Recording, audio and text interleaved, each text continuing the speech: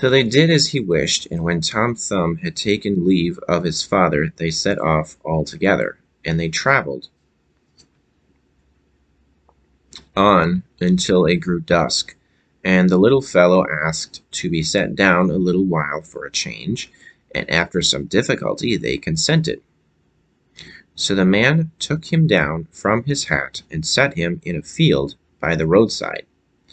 And he ran away directly, and after creeping about among the furrows, he slipped suddenly into a mouse hole, just what he was looking for. "Good evening, my masters. You can go home without me," cried he to them, laughing. They ran up and felt about with their sticks in the mouse hole, but in vain. Tom Thumb crept farther and farther in, and as it was growing dark, they had to make the best of their way home, full of vexation and with empty purses. When Tom Thumb found they were gone, he crept out of his hiding place underground. "It is dangerous work groping about these holes in the darkness," said he. "I might easily break my neck." But by good fortune he came upon an empty snail shell.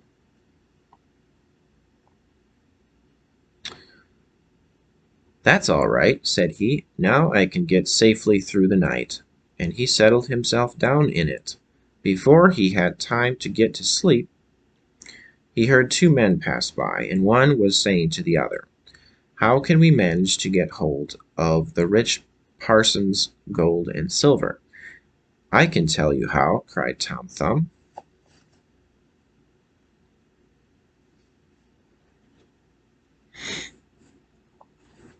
"How is this?"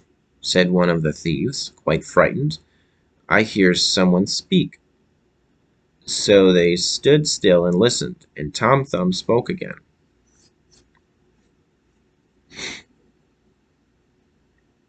"Take me with you. I will show you how to do it." "Where are you, then?" asked they. "Look about on the ground and notice where the voice comes from," answered he. At last they found him and lifted him up. "You little elf," said they, "how can you help us?"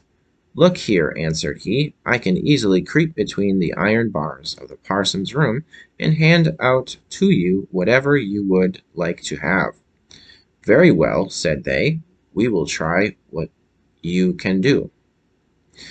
So when they came to the parsonage house, Tom Thumb crept into the room, but cried out with all his might,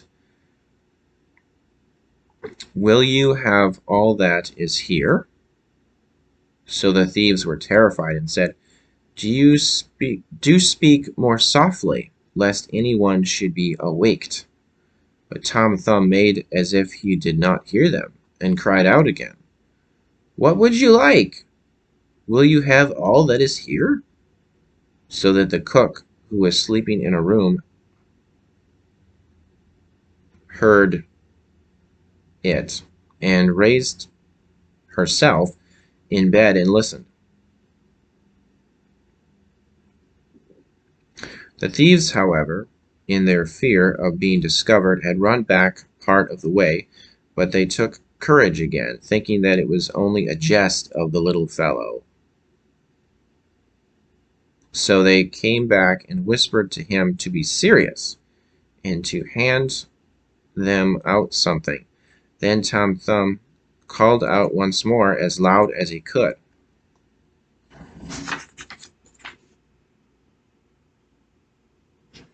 "Oh yes, I will give it all to you. Only put out your hands."